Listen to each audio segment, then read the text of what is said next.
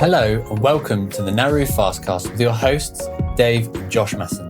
Pull up a chair and listen to us discussing fasting and health-related topics. Hi. Today on the Naru FastCast, we're going to talk about fasting and polycystic ovary syndrome. The reason we're going to talk about this is that it affects around about 10% of childbearing age women.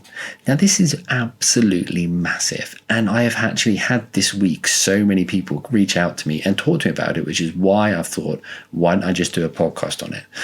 So this is really interesting because most of the people I've spoken to have actually said that fasting is a barrier to them doing, because they have polycystic ovary syndrome, to doing fasting. And I thought to myself, it's not something that I've seen personally as a barrier, but maybe if you are having those thoughts, listen to this podcast.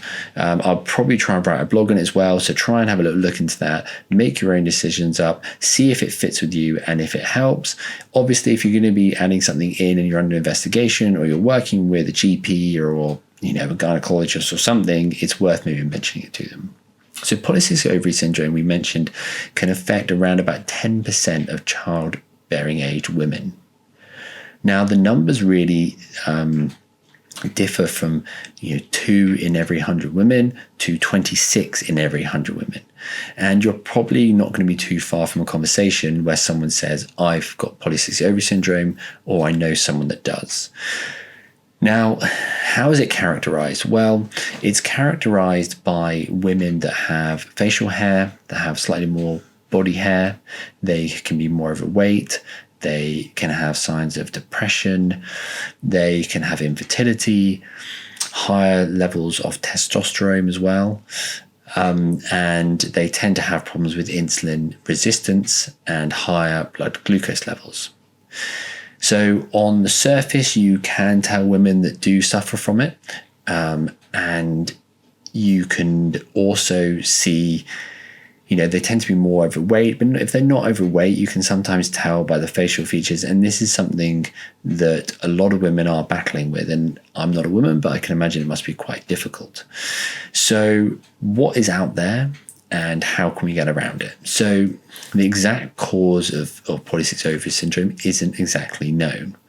However, there are 3 sort of things that are in there that could be affecting it. So we've kind of got insulin resistance. Now, this could be the root cause of polycystic ovary syndrome, okay? And you've got inflammation and toxicity. So insulin resistance and polycystic ovary syndrome will probably take around about 80% of the conversation because it's so important, especially with women and especially with health. Because the thing is polycystic ovary syndrome is related to metabolic disease. Now, metabolic disease is so prevalent in America. They reckon there's only around about 12% of the population that aren't obese, they don't have non-alcoholic fatty liver disease, hypertension, high cholesterol, or diabetes. So when you think about those 5 horsemen of metabolic health, that is massive. Now, if you think about higher insulin levels and higher blood glucose levels being really at the baseline of all those problems, and you've got a condition like polycystic ovary syndrome that predisposes you to that, then you really need to be making these changes early on. And we're going to talk about some things that you can kind of do. So let's just break down what insulin is. It's talked about so often, but one of the most basic ways to talk about insulin is that insulin is a pro-growth and it's a storage hormone.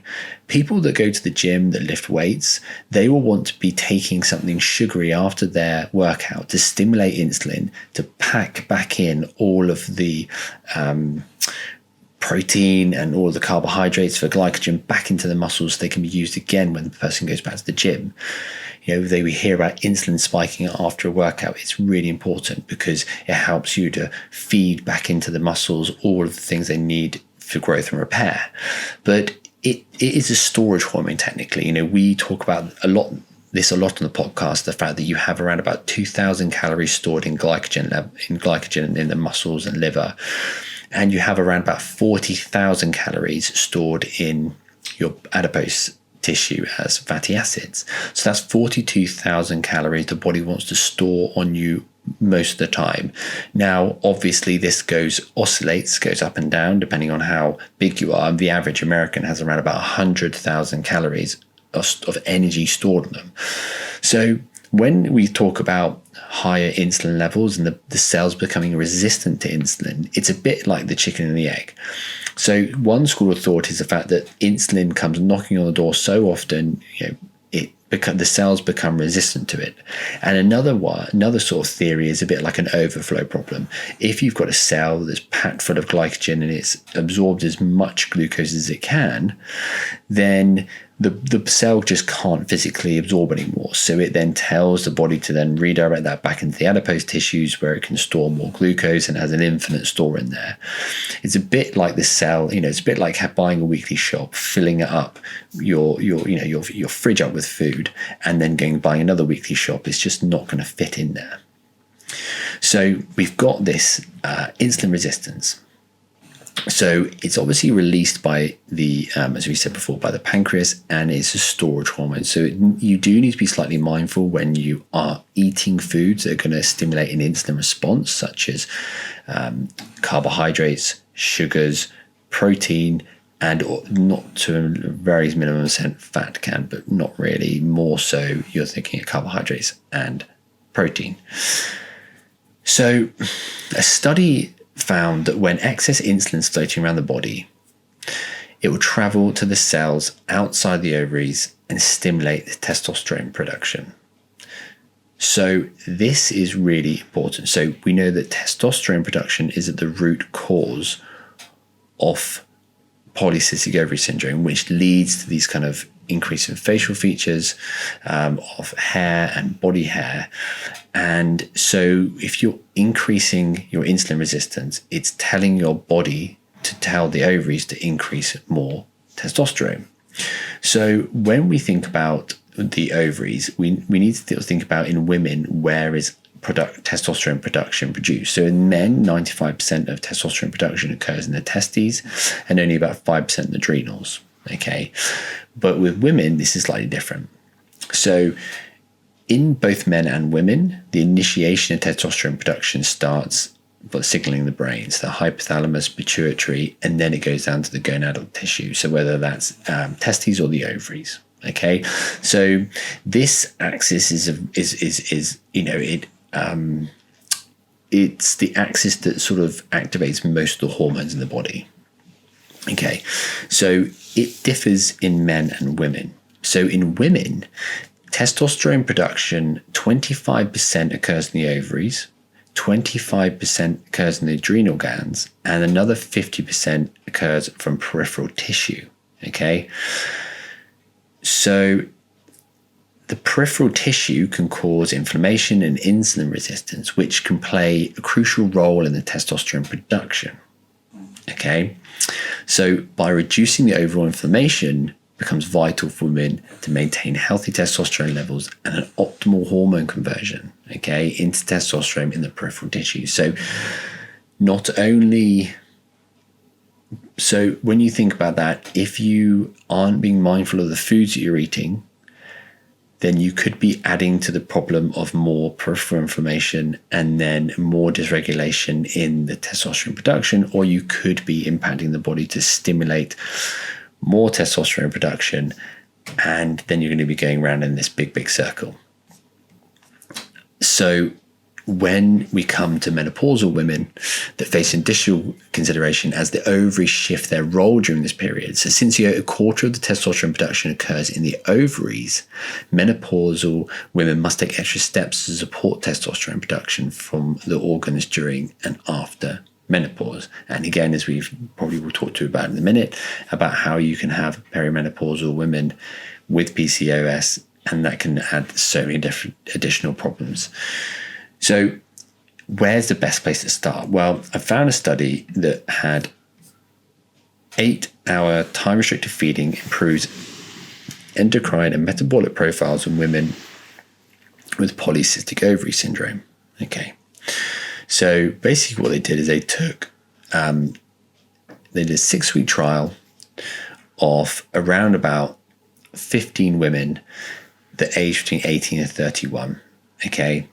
And what they basically did is they tested everything from BMI to body percentage fat, visceral fat, sex hormone binding globulin, fasting insulin and everything like that. And what they basically did is they found that an improvement in the menstrual cycle occurred in around about 73.3% of women, which is absolutely massive.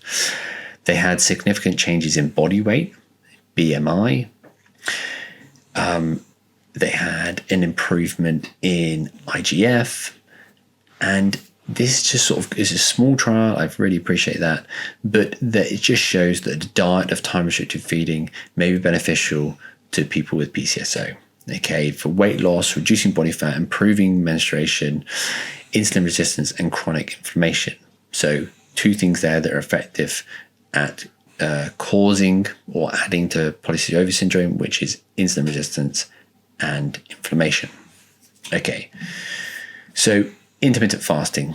Okay, so intermittent fasting, which really entails you of fasting, the most basic is not eating 3 hours before you go to bed and not eating 2 hours, 1 to 2 hours after you wake up. And we've talked about this before, but it's briefly because as you go to sleep, melatonin rises and it tells your pancreas that we don't want to be having as much, we don't need as much insulin production. So it means if you're going to be eating after that period, you're going to have higher circulatory levels of glucose in the body, which would not very good for you, bad for inflammation, bad for polycystic ovary syndrome, and bad for increasing more testosterone in the body. Not only that, your gut doesn't really want to be eating anything in that period of time. Most people are eating over a 15-hour period, which is massive. Out of a 24-hour period, the average person eats for 15 hours a day. So if you look at my dog, while he's lying over there on the sofa, she eats twice a day. And you might be able to hear in the background snoring, but she eats twice a day. And they just, and the other animals don't really eat for consistent amounts of time like that throughout the day, especially more omnivorous sort of animals. So, okay.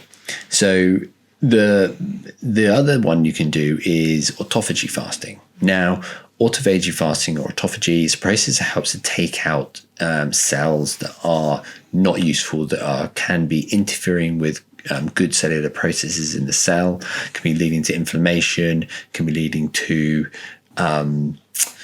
dysfunction and dysregulation in the cell's processes. You also, autophagy also helps with removing senescent cells as well. So how does this really look? So this detoxification of cells usually starts around about after 17 hours of fasting. And you need to have a sort of low carb, higher fat, and around about no more than about 30 grams of protein. Okay, there is a link in our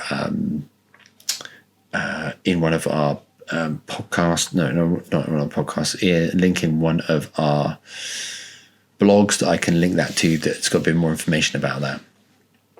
And so 24-hour fasting is another one that's shown this to improve. And the reason is that when you get to 24 hours, it really helps the microbiome start to reset. And microbiome is critical about recycling hormones. It's involved in about 70% of the body's the immune response comes from there. And obviously, we've talked to previously about the role of the gut barrier. About releasing inflammatory mediators into the cell, into the circulatory system from things like food allergens, food irritants, and also lipopolysaccharide, so endotoxin, which can obviously cause inflammation in the gut and in the brain and lead to cardiovascular disease, etc., etc. So MIT biologists found that 24-hour fasting dramatically improves intestinal stem cells, the ability to regenerate. Okay, and therefore it's one of the best things for improving microbiome and consequently hormone efficiency in the body. Now, another really important thing about intermittent fasting is it helps to increase the ratio of bacteria in the gut that produce butyrate, which is a short-chain fatty acid that feeds the enterocytes in the gut. So it all sounds a bit nerdy, a bit complicated. Basically what it means is the guardians of your gut, which are going to prevent you having leaking and leaching out things from the gut that can go into the bloodstream that can cause inflammation. They require short-chain fatty acids, which are produced by butyrate-containing bacteria. Okay, now the more of those bacteria that are in there, the healthier the gut from that perspective. And you can also help to improve the gut by doing a few things. One is obviously giving it time to rest, so not eating 3 hours before you go to bed, and then obviously not eating over, during the evening time. The other thing you can do is eat fermented food, which helps to feed these butyrate-producing bacteria. You can also, so like you've got kimchi, kefir, miso soups, having a good probiotic, taking that regular. And then obviously we just went in about probiotic and fermented foods, and also prebiotic foods like flaxseed, chia seeds, bananas, beans, berries, asparagus, garlic, etc. Okay, so we've done insulin resistance, okay, very briefly. And I will just say something about insulin resistance. Insulin resistance really is not just about what we eat and when we eat it, which is important, but there are some other things you can do to help to improve the functionality of your insulin resistance. So one thing is making sure we're not too low in salt, because the body will actually pump out more insulin in response to having a low salt diet. And actually a low salt diet can be twice as bad for you as actually having a high salt and high sugar diet when you think about it on your insulin levels. So the body will really want to retain salt at the level of the kidney. And it does this by increasing insulin, because that signals the kidney to retain it. And this can then be an issue going forward with having higher sugar levels. So the other thing as well is thinking about storage capacity. We talked earlier about the fridge being full. If you want to increase the storage capacity of your body, then you need to increase your muscle mass. Skeletal muscle cells is one of the best places for storing glucose. You can store about 400 grams in your skeletal muscles and around about 150 grams in your liver. So your liver have a finite capacity, but your skeletal muscle mass doesn't. You can grow that pretty much, and you can also grow that consciously. You can't just go, I'm going to work out and make my liver have more storage for insulin, for sugar. You just can't do that. But you can do that subjectively with your muscles. You can work them out. You can eat more protein. So these things are vital if you want to regulate your blood sugar levels. I cannot express to you, it's almost the most important thing you can do. So you want to be trying to consume around about 2.2 grams per kilogram of body weight in protein. Now, obviously, on the days, if you want to do the autophagy fasting, you won't be consuming that much protein, but you want to be having that at least every single meal. You want to be making sure you're stimulating growth, muscle growth, which is so vital for things like, 3 to 5 times a week doing insulin resistance training. Another super vital thing. Now, this doesn't just about people with polycystic ovary syndrome. This translates right through people with women in menopause. We talked that before, because you go through a period where you lose around about 30% of your collagen the first 5 years. Collagen is really important for connective tissue, for it lines your gut, it also lines your blood vessels, and it's something that you lose a tremendous amount, and is so critical for your health. So by increasing the uptake helps that when you consume a carbohydrate meal, your body has got more places to store that glucose away out of your body. Okay. Now, we said this before, that it only takes 5 grams extra into your total bloodstream to be classed as diabetic. So we will have 5 grams. I'm a non-diabetic, so I'll have 5 grams of blood sugar floating around my body, and my liver will kind of add more in, depending on obviously if I'm exercising or if I'm stressed or if I'm, I've eaten too much. Your liver helps to tightly regulate that. But only an extra 5 grams of sugar will then class me as diabetic. So I have a total of 10 grams in my circulating blood volume, which isn't a huge amount. So, okay. We've also talked just quickly about how you can mitigate down the insulin spike after a meal. Now, insulin spiking has been shown to be correlated with poor menopausal symptoms. So the more you have spiking of glucose means the more menopausal symptoms you tend to get. So how can we do this? One, you eat vegetables first, then you eat protein and fat, and then you eat carbohydrate at the end. The other thing you can do is you can have things like lactic acid, acetic acid, and citric acid. So they can be from fermented foods, kimchi, kefir, etc. Or you can have citric acid from things like lemons and stuff like that. And then you can also do things like apple cider vinegar before your meal, during or after as well will have an effect. And the reason is you help to denature this enzyme in your mouth that helps to break down carbohydrate, and therefore you'll get a blunted sugar spike. Okay, so those are a few tips. You've got increase the number of times that you train to increase your storage. So by increasing muscle mass, you need to increase protein intake. You need to do obviously resistance training, and you need to increase the storage, and about the timing and the changing of how you can improve your glucose spike postprandially, which is by changing around the order in which you eat your food. And not only that, by having something acidic before you eat. So inflammation. Okay, so 3 out of 5 people are affected by inflammation, and 3 out of 5 people will die of inflammation-related conditions. So that is massive. 60% of people will be dying from inflammation-related conditions. And usually what we hand down is poor environmental repetition. So yes, there are certain things that are genetic, but only 10% of diseases are genetic, 90% are environmental. And those 10% of diseases that are genetic tend to be triggered by saturating that gene in a poor environment, in a space that it will then eventually express. So for example, we had my son, we had him tested because he was having these recurrent high fevers, and we found out that he had a gene that made him intolerant to gluten. Now, we were giving him gluten, and he was having a really extended stomach, and he was having, bowel problems, and he was having lots of inflammation issues as well. But as soon as we cut that out, because we know that if we stop saturating that gene that he's predisposed to in an environment of gluten, it's not going to express, and he has been absolutely fine since. So sometimes when you know what triggers you, it's really important to remove it out of your environment, because it tends to be the environment that you're constantly saturating your body in, and things like parental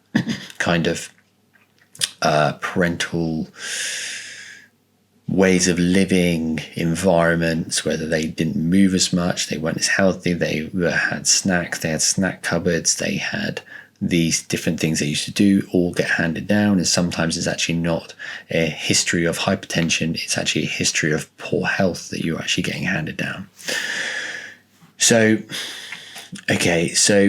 inflammatory foods and toxins block cell receptor sites. So they inhibit the cells from functioning properly, absorbing nutrients and eliminating waste products. So obviously this can be really bad. So what are ways you can do by reducing inflammation out of your diet? And there's a couple of things. Now, I predominantly choose an animal-based diet, so I have very few vegetables, and I have majority of just fruit, organ meat, and muscle meat. So if you're doing that, you need to have higher amounts of bicarbonate in your diet. You need to have more minerals. You also need to make sure you are having a good amount of collagen to offset the methionine load from more meat. So meat and organs are important. So obviously muscle is an organ, but things like heart and liver and kidney, there are all so many vital micronutrients in there as well. Now, I chose that diet because for me, it's the least inflammatory diet. You don't tend to get very many anti-nutrients from that. So things like oxalates that you can get from quite a few vegetables, phytic acid, which you can get from a lot of whole grains, and these things basically impair the absorption of minerals around them. So if you're having a very highly vegetarian diet, for me, I don't find it's very optimal. And there's just some things you need to be mindful of. This is why you need to sprout and soak certain foods. Vegetarians need to do that and be mindful of which ones they need to do that, because obviously they can have an effect on the body, and they can also have an effect on how much nutrients you get out of that product. So when you think about removing it, it's think about seed oils, vegetable oils, rapeseed oil, those types of things, colorants, highly processed foods, fast food, you've got numbers, pastries, fried foods, commercially processed dairy, basically in a way that if you are choosing, the least toxic way to eat would be to have organic and to have something that's really easy for you to cook, you can eat with the most minimal processing. So cooking a steak is essentially processed because obviously you're having to do something to prepare it so it's ready to consume. So nothing really we eat is unprocessed really, but it's just trying to find out the limited number of additives in something is going to obviously be better for you. So toxicity. Okay, now exposure to toxicity comes from a vast number of things: your home, your work life, and the environment, obviously. So when we talk about things that can interfere, we talk about especially sort of toxicity, because the more toxic things like heavy metals can reduce down your minerals in the body. The minerals are really important. They're the first line of defense for antioxidants because they help to basically power and act as cofactors to basically kickstart a lot of these anti-inflammatory reactions. So organic food, obviously less pesticides. So glyphosate has been shown to have a real impact on the gut. It can impact on digestive issues, and then obviously we've alluded to earlier in the podcast about how those can then feed back into how they can have an impact on your overall inflammation. Okay, drinking water. So they've shown that water can have around about 250 contaminants in it, some from heavy metals to pesticides, herbicides. And again, it's worth getting your water checked. Okay, you can go to reverse osmosis, and you can have all these carbon filters. Water's pretty inert anyway, which is why we advise obviously having a lot more minerals, because traditionally we'd have been having more minerals in the water we'd have had, but today it's kind of pretty inert. And now, because of the amount of industrial pollution that we have, that it can be quite contaminated. So again, skincare products, there is that kind of argument of that if you're not prepared to eat it, then don't put it in your skin, because your skin is just one big absorption barrier. So, we have a lot of drugs in the pharmaceutical world that are administered by transdermal absorptions. They basically absorb through the skin into the body. And you have the same with your skincare products. So if you're having things that have got high in aluminium, or they've kind of, they've got butanes and all these different things in there that can be interfering with the body's obviously absorption of minerals and things like that, then it's something that you need to be mindful of. Cleaning products as well, Lysol, Clorox, they all can affect the microbiome. Okay, so these things are super, super important. You need to be mindful not only about your food quality, so you also need to be mindful about where you're getting your toxins from. Burning incense in your house as well can have that. If you're in a city with more pollution, They're, cycling to work, running to work when you are, if you can do it outside of rush hour, it can be very difficult. I appreciate that. But it's just sort of just trying to be mindful about where you're getting your exposure from for your toxins. So just to bring to a summary that when we're talking about polycystic ovary syndrome, when we think about insulin resistance, inflammation and toxicity, there are some tools you can do to manage them, to mitigate them. And hopefully, if you do put those into play, they may help to improve the symptoms of polycystic ovary syndrome. I would love to hear your feedback if you have started fasting. And again, if you do have a menstruation cycle when it becomes regular, hopefully with this, then you do need to be mindful about the luteal phase during your fasting. So you want to be having probably maximum fasts of around about 15 hours. Try to not have too low carbohydrate. You want to be going ketosis too much, and you want to make sure you're having quite a bit more salt during that fasting period that you are having in the luteal phase, especially if you're going to be exercising. So if you do start intermittent fasting and you want to give it a go and you're getting up and you are starting to fast, you will be losing electrolytes and minerals. So it's important that you do find a source to replenish that. Now, we recommend that all minerals and supplements, we recommend that food should be the first source of your minerals, vitamins, etc. But if you can't find those sources and you want to try something different, obviously we've got Naru Revive, which is our mineral rehydration supplement. The reason why sometimes minerals such as magnesium can be difficult to get out of the food is that you have to consume 3 times the amount to get the equivalent amount that you would get from absorbing it in water. The reason is that the bioavailability of magnesium in water is higher. In food, you only absorb about 30%. So if you do have a source of magnesium, you're best off to eat smaller amounts of it throughout the day. So for example, you're getting it from nuts, you want to be having tiny portions of nuts throughout the day to make sure you're maximizing absorption of magnesium. So thank you so much for listening today. I hope it's been informative. I hope there's something in there that you can take away that you can go and use. Like I said before, if you're going to start doing a lifestyle change, you can do it with any diet. If you're vegetarian, omnivorous, pescatarians, vegan, carnivore, animal-based, whatever, it works with everything. It is just a lifestyle change and not a diet. So the first place to start, if you're going to start, just sandwich that eating area between not eating 3 hours before you go to bed and not eating for 2 hours after you wake up. We also have our free ebook, which has got a guide for people that haven't started fasting before, that can just help them guide them through fasting over a 28-day period, and it can give some daily different tips and exercises and just so much that can enhance your fasting experience and hopefully enhance your overall health.